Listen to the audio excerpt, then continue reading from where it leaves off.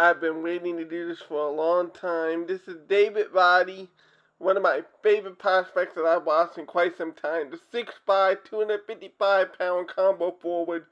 The one thing that jumps out to me is his explosiveness. You get to see him getting to the rim. It's kind of like a Hito Turkoglu type of thing. He doesn't have the Hito playmaking yet, but I actually think he could get there later on in his career because he played quarterback in high school in the NFL. And you can kind of see that, with his ability to run the floor. Also, a very good three-point shooter at 40% this year. I mainly watch Colorado State basketball primarily for this prospect on YouTube. You get to see here open court transition, getting it in the hands of the point guard, then he gets the ball back for free, knock it down. Just an innate sense of playing sports because of his versatility as an athlete. Here you can see him driving the ball a little bit, and this is going to be a positive sense. A little bit of that Roddy White ability to just get to where he wants on the floor. When it comes to prospects like this, one of the major questions that you have, obviously, after the Anthony Bennett thing is, can it translate to the next level? And I think it can because he combines power and finesse. When it came to Anthony Bennett, it was mostly athleticism, and he didn't have the skill, really. But you can see here, look how he handles the ball, and then he's able to get this layup. He misses it, and then he gets the rebound. But just off his right hand with that compact move, and Anthony Bennett would not have been able to do that. See here, another left right cross, another layup, and one. He just has a very violent drive to the basket, which is what he needs, and that silky handle. I think that this is part of his game is going to grow and mature over time. But also, he's a really excellent cutter. He sets off-ball screens really well. It's what I noticed, watching him in Colorado State. I thought he was giving up like 6 shots a game. This guy legitimately could have put up 30 if he wanted to. He put up a very respectable 19-8 on over 30 usage rate and 600 true shooting percentage. So his offense was at an elite level for Colorado State because of everything we're just seeing here. Pop-up threes, violent drives, post-ups, nice little violent spin move here. Just a very advanced. That's the other thing. You talk about spin moves, rip moves, power dunks in transition. He has a very versatile offensive game. If you know me, you know how I love offense. I've always said that the best offensive players have more than one way to score the basketball. And he has more than one way to score the basketball. He has a jump hook. And here again, you can see it turn to a jump shot. And then he goes right into the cross. Lefty hook shot. Arguably could have been a foul. Here he catches the ball off a dribble handoff, spots up a free, nailed it. Like, you think about his tools, the 6'5", 255. He wouldn't be able to necessarily post up fours in the NBA, but he would be able to use his quickness against those fours and his first step. He'll probably have to develop a mid-range jump shot, but given his three-point shooting, that shouldn't be too much of a problem. And I just like how he can finish underneath the rim. So even though he's undersized, he just has this violent finishing ability that makes me think, even against NBA size and athleticism, he will be able to score in the paint, even as a forward. So, one of the other things that I was looking at, and obviously with these highlights or with these clips, it's kind of hard to find defensive clips, so you'll just have to take my word for it. When I scouted him, and obviously I looked at his defense, see right there, he's able to make that post-defensive exchange. So he definitely has the strength to play the block on both ends. But the key that we obviously are wondering for our purposes, from a scouting perspective, is if Roddy can defend the perimeter, and I found that he can. One of the things that it is that at 255, sometimes he's a little bit slow. He recognizes the play, but the lateral speed isn't always there, but other times he makes a play too. I grade him as an average defender, average to potentially good if he's able to recognize, certain plays, certain screens, and just for more intelligence, I think he can use his tools to be an effective defender. one of the things, we're going to get the combine results in about 2 to 3 weeks, and that's going to be really big for a lot of prospects like Roddy White, like Isaiah Stevens. But I think that, when I look at his explosiveness and when I look at how he barely just has to go off one leg for a dunk sometimes, you barely have to go off one leg. That to me suggests that you have, long arms. So I think he has a wingspan of 2 to 4 inches. See, like, he barely gets off his feet and he's above the rim. So that to me suggests that he has a positive wingspan. So I think he has a 3 or 4 inch wingspan. And if he does have that wingspan, if he improves on his quads and his lateral quickness, he will be able to guard fees at the next level just fine, despite 6'5" frame. So I don't have any concern about it, because with that wingspan, you'll be able to contest shots. And with his bulk at 255, the other thing that I forgot to mention as well is his ability to get up on one leg. That suggests to me that it's low body fat. That's another thing that's going to come out of the combine. If it's low body fat, then that shows you that he's keeping himself in incredible shape to be 255, 6'5", and yet to be able to finish the way he finishes like that. Like, he's clearly a top echelon athlete to be able to have this combination of raw power and athleticism all in one body.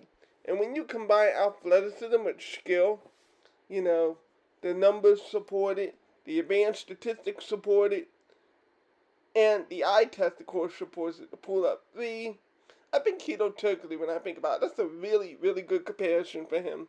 I can see him being a Hedo Turkoglu, but the underrated factor is, see that cut into the lane as he finished right there just a second ago?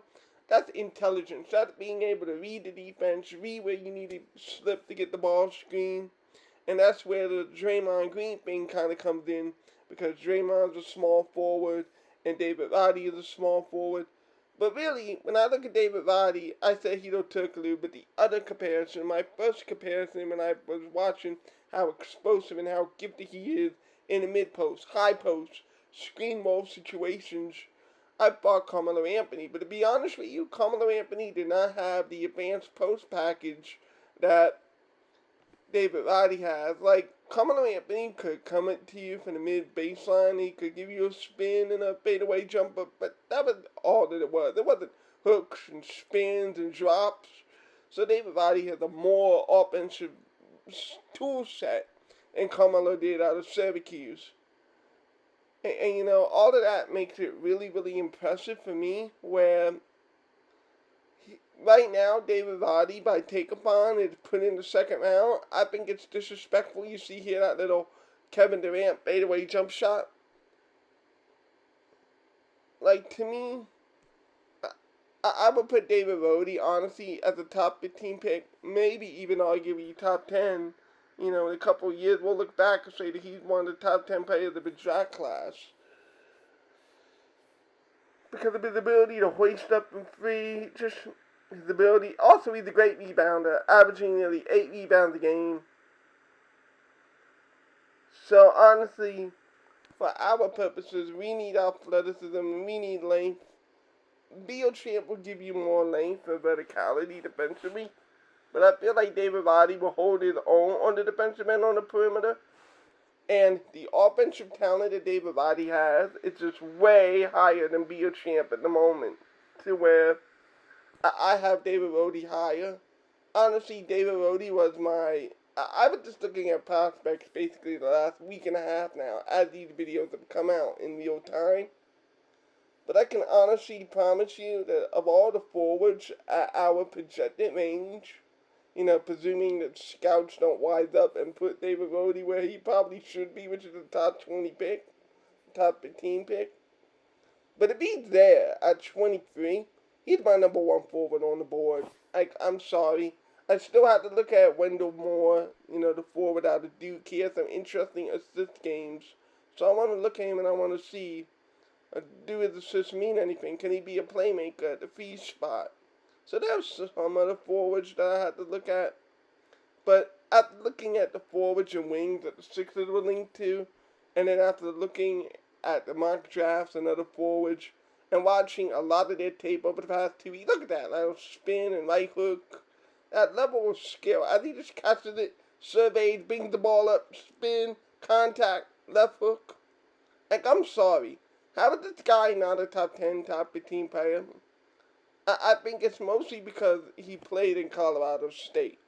Like, these scouts, when they look at mid-major schools, they have this, okay, it's a mid-major. You've only played a top 25 team maybe twice in your entire regular season. Maybe not even in the regular season. Maybe it was in the NCAA tournament, which I do believe that Colorado State got to the Sweet 16 or the second round. So they were able to win a game against an NCAA quality opponent. So it's not as though, when I look at the player personally, I don't see someone who, as he jumps to the NBA, is it going to be that much of an athletic mismatch? I don't think it is.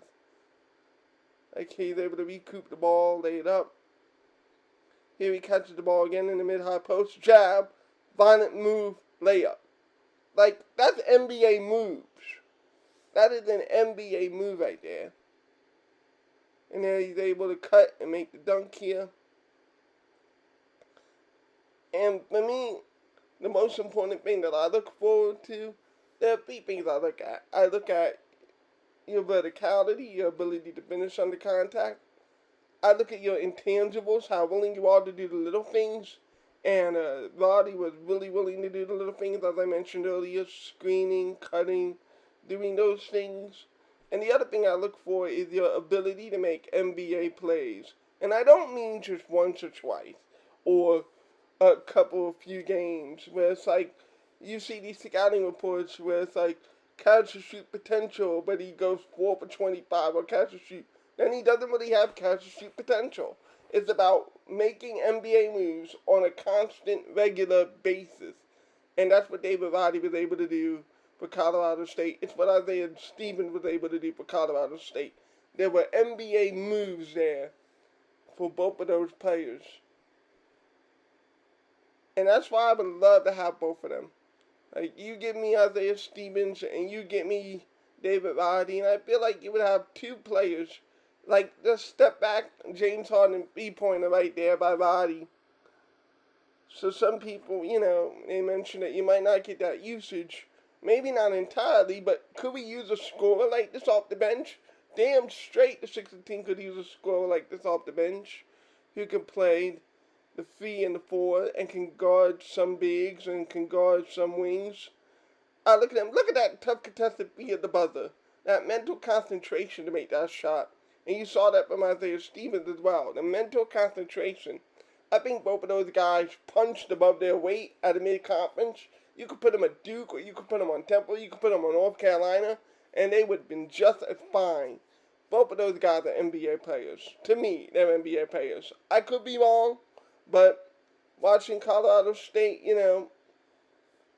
watching them play these games, to me, I feel like both of them are NBA players. 6 of the universe, hoping to draft at least one of those guys because they can ball to me.